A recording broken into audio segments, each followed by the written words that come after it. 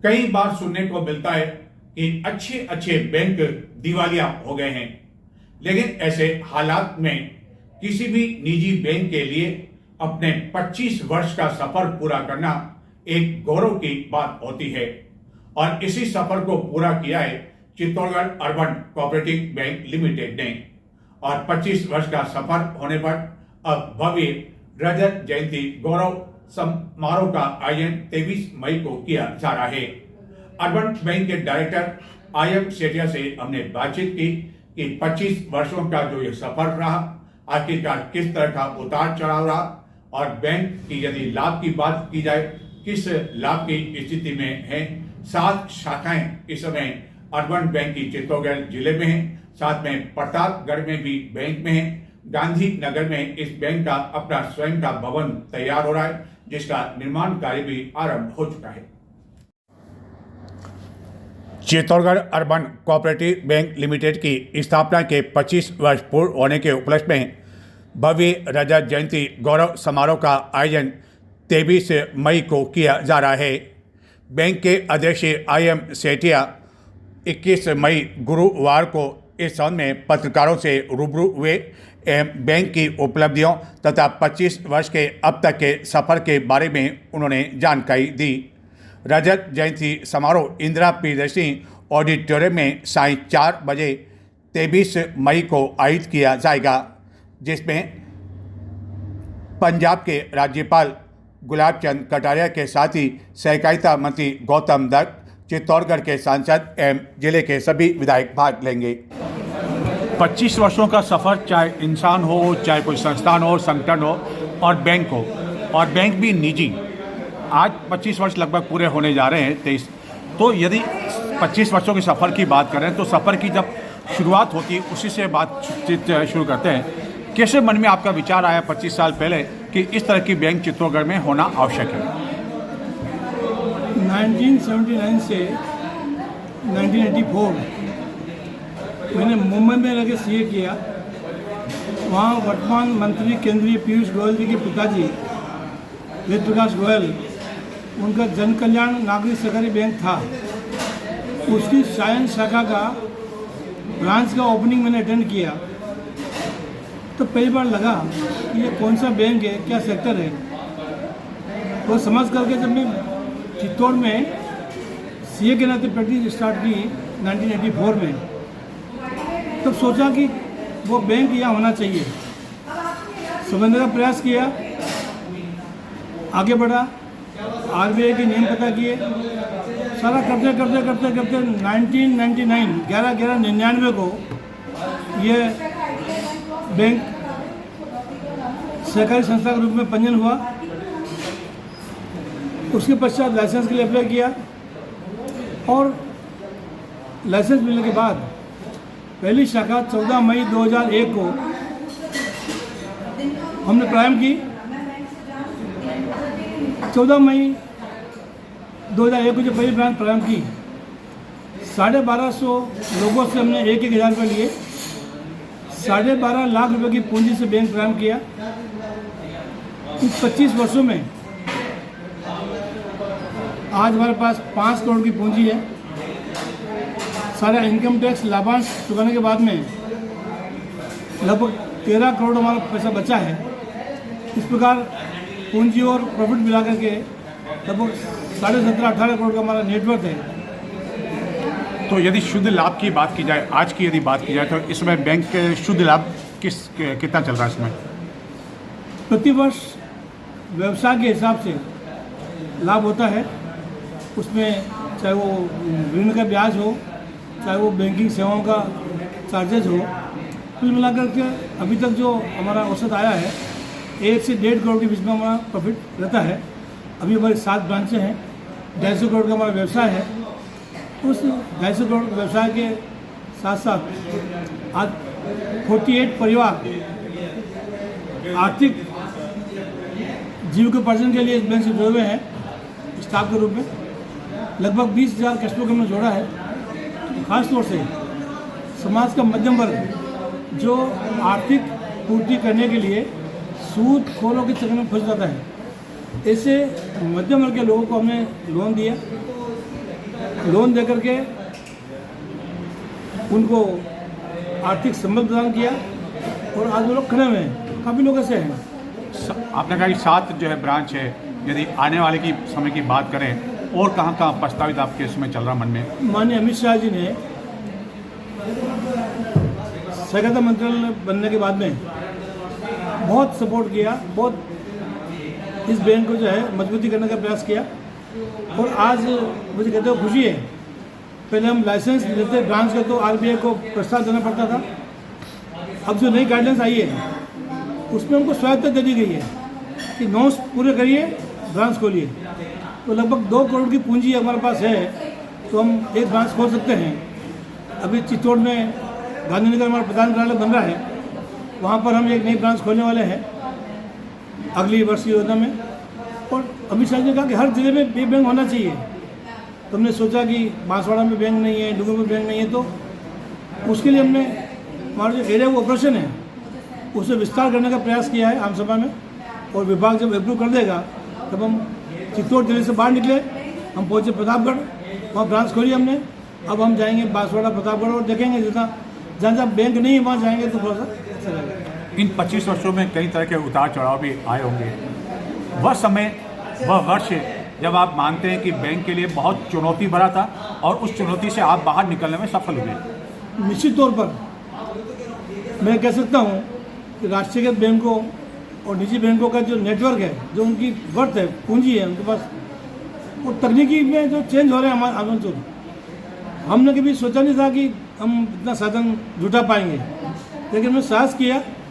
आज हम debit card हमारे पास है, आरटीजीएस, नेफ्ट सुविधा हमारे पास में है, मोबाइल बैंकिंग हम दे रहे हैं। हमारा डेबिट कार्ड का कस्टमर जो है, चित्तौड़ का कस्टमर मद्रास में जाकर के, आसाम में जाकर के, जम्मू कश्मीर जाकर के, राजकोट जाकर पैसा निकाल सकता है। मोबाइल बैंकिंग ऐप के जरिए रात को 12 बजे धन हस्तांतरण कर सकता है। तो जो सेवाएं राष्ट्रीयकृत बैंक और निजी बैंक दे रहे हैं उनके समकक्ष में हमारा बैंक जो है अर्बन बैंक सेवा प्रदान कर रहा है। दूसरा, आम आदमी को लगता है कि छोटा बैंक है, लेकिन छोटा बैंक होने के बाद भी हमने हर तकनीकी साधन को अडॉप्ट करने का प्रयास किया है। सरकार का भी ये प्रयास रहता है, सरकार भी ये कदम उठाती है कि महिलाओं के उत्थान के लिए कदम उठाए जाए। तो क्या बैंक महिलाओं के लिए कोई कदम उठा रहा है या कोई योजना चल रही महिलाओं के लिए? अर्बन बैंक की बात करें तो महिलाओं के लिए अलग अर्बन बैंक बने हुए हैं। ये बैंक महिलाओं का नहीं है, ये बैंक सबका है, महिला भी है, पुरुष भी है। और यह कोई टाटा बिरला का बैंक नहीं है। हमारी लिमिट है लोन देने की 1 करोड़ रुपये तक की। तो हम जितनी सीमा आरबीआई तय करती है हमारे फाइनेंशियल डेटा के आधार पर उतना लोन देते हैं। अभी हम 1 करोड़ 20 लाख तक का लोन दे रहे हैं सिंगल पार्टी को। ग्रुप अगर है तो हम 2 करोड़ 20 लाख तक दे रहे हैं। तो न्यूनतम आवश्यकता और 2 लाख से अधिक की ऋण जो है हम प्रॉपर्टी मॉर्गेज देते हैं। कुल मिला करके सामान्य आदमी की रिक्वायरमेंट, मध्यम वर्ग की रिक्वायरमेंट 1 करोड़ से ज़्यादा नहीं होती है, उसकी हम पूर्ति करने का प्रयास कर रहे हैं। कई बार बैंकों की ओर से, आपके अर्बन बैंक की बात कर रहे हैं हम, कई बार ये कहा जाता है कि कई बैंक डिफाल्टर है, वो समय पर लोन नहीं चुका रहे हैं, सख्ती की जाएगी, लेकिन हकीकत में सख्ती नहीं की जाती है। तो क्या इस समय ऐसे कोई डिफाल्टर हैं जिनको लगता है कि अब आपको बैंक को जो है कदम उठाना पड़ेगा? निश्चित तौर पर वित्तीय अनुशासन के लिए आरबीआई ने कहा जो मापदंड तय किए एनपीए के, एनपीए यानी 3 किस्त अगर किसी की नहीं आती है तो वो डिफॉल्ट हो जाता है। और एनपीए का परसेंटेज जो है तय कर दिया, किसी भी बैंक में इतने % से अधिक एनपीए नहीं होना चाहिए। तो निश्चित तौर पर हम ध्यान रखते हैं। और आजकल तो ऑटोमेटिक एनपीए हो जाता है। सिस्टम जो हमारा कंप्यूटराइज सिस्टम है, अगर किसी ने 3 किस्त जमा नहीं कराई है या जो मापदंड पूरे नहीं किए हैं तो वो अकाउंट एनपीए हो जाता है। तो निश्चित तौर पर एनपीए में रिकवरी करने के लिए हमने 3 स्तरीय व्यवस्था की है। हम शाखा स्तर पर हमारा स्टाफ प्रयास करता है, रिकवरी का अलग टीम हमारी बनी हुई वो प्रयास करती है, प्रधान कार्यालय हम प्रयास करते हैं। और आजकल धारा 99 में हमारे बैंक को पावर है, हम खुल के वारंट इशू कर सकते हैं और स्वयं इशू करके और रिकवरी की जो प्रोसेस पूरा है वो अडॉप्ट करके हम रिकवरी कर सकते हैं, सब प्रयास करते हैं। सीनियर सिटीजन की बात करें तो क्या उनको कोई आर्थिक सुविधाएं बैंक की ओर से दी जा रही? सीनियर सिटीजन को जो है मुझे ब्याज हमारा जमाओं पर है 0.5% अधिक ब्याज हम देते हैं। आज जो देश की हालात हैं, जिस तरह प्रधानमंत्री लगातार संकेत दे रहे हैं और लग रहा है कि आने वाले दिनों में संकट और अधिक बढ़ सकता है यदि आर्थिक दृष्टि से बात की जाए, तो क्या लगता है कि बैंक के सामने भी कई तरह की चुनौतियाँ आने वाली है? देखिए, हमने कोविड का वो दौर देखा है। मुझे कहते हुए खुशी है, जब लोग बाहर नहीं निकलते थे, डर लगता था, उस समय पे हमारे बैंक के स्टाफ ने कस्टमर को घर जाके सर्विस दी है और ऐसा प्रयास किया है। तो संकट जिस प्रकार का होता है, उस संकट से चुनौती से निपटने का प्रयास करते हैं। और कोविड जैसा संकट आया, उससे हमने फेस किया। आज जो नया संकट आने वाला है, आ रहा है, ये सबके सामने है। उसके लिए भी जो प्रभाव पड़ेंगे उसका हम समुचित प्रयास करेंगे। और सबसे बड़ी संकट साइबर फ्रॉड का है। तो साइबर फ्रॉड के लिए हमने कस्टमर को, ग्राहकों को, स्टाफ को, निदेशक मंडल को साइबर फ्रॉड से बचने के लिए ट्रेनिंग हमने दी है और प्रशिक्षण देकर के किस प्रकार से हम पासवर्ड का सही उपयोग करें, मोबाइल का उपयोग करें, सिक्योरिटी महसूस करें, ऐसा हमने प्रयास किया। अर्बन बैंक के कोई भी एटीएम न तो चित्तौड़गढ़ में है न जिले में है, क्या भविष्य में कोई इस तरह कदम उठाने की योजना? एटीएम लेने की आवश्यकता नहीं है। क्यों? कि हमारा सिस्टम आजकल ऑनलाइन है और सिस्टम तकनीकी सिस्टम जमा हुआ है। HDFC के जितने एटीएम है, HDFC के जितने एटीएम है, वो एटीएम हमारे बैंक एटीएम है। हमने टाइप कर रखा है। देश भर में जो HDFC के एटीएम है वो हमारे अर्बन बैंक के एटीएम है। 5 ट्रांजेक्शन फ्री है तो हमारे कस्टमर को फ्री होते हैं, वो बाकी चार्ज लगता है वो लेते हैं। तो ये जो एटीएम है, हमारे संसाधन लिमिट है। हम एटीएम लगाएं, पूंजी निवेश करें और उसमें स्टाफ डिप्लॉय करें, खर्चा बढ़ाएं, उतना जो है इसलिए हमने रास्ता निकाला नया। और HDFC के माध्यम से हमने वो प्रयास किया और आज हमारे HDFC जितने एटीएम है वो हमारे एटीएम मान लीजिए। अभी आपने प्रेस कॉन्फ्रेंस के दौरान एक बात कही कि अब बच्चे भी जो है 10 साल के बच्चे भी खाता खोल सकते हैं, अपना खुद संचालित कर सकते हैं। तो क्या बच्चों के लिए खाता खोलने के लिए कोई विशेष योजना? और इसी के साथ जुड़ा एक प्रश्न है, कई लोग बैंक में खाता तो खुलवाना चाहते हैं लेकिन उनके लिए ये उनका कहना होता है कि बहुत जटिल प्रक्रिया, लंबी प्रक्रिया, चक्कर लगाने पड़ते हैं। तो आखिरकार आसानी से क्या बैंक में आपके यहाँ खाता खोला जा सकता है? देखिए, बच्चों के लिए हमने पिछले जब 25 वर्ष से प्रवेश किया हमने, तो महामहिम राज्यपाल राजस्थान हरिभाऊ बागड़े जी ने रजत जयंती बाल बचत योजना प्रारंभ की। हम चाहते हैं कि बच्चे जुड़े बैंक से और 18 साल के बच्चे जो हैं, बच्चा पैदा होते ही बैंक का खाता खोल सकते हैं। गार्जियन उसको मेंटेन करेंगे। RBI ने कहा 10 साल का बच्चा वो खुद ऑपरेट कर सकता है, 18 साल के बाद तो कर ही सकता है, मोबाइल बैंकिंग यूज करता है। तो इस माध्यम से बच्चों को जोड़ने का प्रयास किया है। बच्चे सोचते हैं कि छोटा बैंक है, हम लोग बड़े बैंक में जाएंगे, तो बच्चों की मानसिकता चेंज करने का प्रयास भी किया है। अंतिम सवाल, रजत जयंती समारोह मनाया जा रहा है 23 मई को। किस तरह का यह समारोह होगा बैंक द्वारा? आने वाले दिनों में ये रजत के बाद में स्वर्ण कदर की बढ़े, तो आपने बताया कि गांधीनगर में भी एक बैंक खुलने वाली है, लेकिन रजत जयंती की यदि बात करें तो किस तरह के आयोजन होने जा रहे हैं? 23 मई को जो रजत जयंती कार्यक्रम हो रहा है, उसको नाम दिया हमने रजत जयंती गौरव महोत्सव। इसमें महामहिम राज्यपाल पंजाब गुलाब जी कटारिया आने वाले हैं, माननीय विधानसभा अध्यक्ष महोदय देवानंद जी आने वाले हैं, सहकारिता मंत्री आने वाले हैं और अन्य सांसद विधायक मंत्री आने वाले हैं। हमने इस अवसर पर जब प्रारंभ हुआ था, भवन का शिलान्यास हमने किया। क्योंकि ये 25 वर्ष पूर्ण हो गए हैं, तो हमने जो हमारे जो 14 मई 2001 को प्रथम शाखा खोली हमने, जो कस्टमर हमारे जुड़े हैं उन कस्टमर को सम्मानित हम करेंगे। जो डायरेक्टर्स रहे पुराने, आज बुजुर्ग हो गए हैं, उन्होंने बैंक को आशीर्वाद दिया, उसका प्रणाम नींव के पत्र उनका सम्मान हम करने वाले हैं। जो स्टाफ 14 मई को ज्वाइन किया, आज हमारा काम कर रहे हैं, उनका हम सम्मान करने वाले हैं। तो क्या ऐसे ग्राहक भी हैं जिन्होंने 2001 जब बैंक शुरू हुई थी 2001 में खाता खोला और आज भी 25 साल तक भी वो निरंतर जुड़े हुए हैं? निश्चित तौर पर हमने सेविंग खाते में, FD खाते में, लोन खाते में, सब में एक कस्टमर निकाला हमने।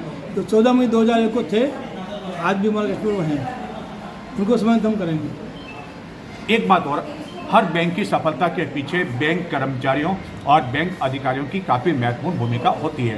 तो ये जो 25 वर्षों का सफलता है, कितनी आप महत्वपूर्ण मानते हैं आपके बैंक कर्मचारियों की सफलता और बैंक अधिकारियों की कार्य कुशलता आदि की बात करें तो? निश्चित तौर पर बैंकिंग ऑपरेशन है वो तो बैंक का स्टाफ ही करता है, बोर्ड करता है नीतिगत निर्णय। तो जो स्टाफ है उसने ईमानदारी से काम किया, समन्वय से काम किया, सहकारिता की भावना से काम किया। उसका परिणाम है हम ग्राहक पे जन विश्वास बना पाए। उस जन विश्वास का परिणाम हमारा व्यवसाय है, हमारी लाभप्रदता है, हमारे 25 साल का अवधि है, खुली किताब हमारी है।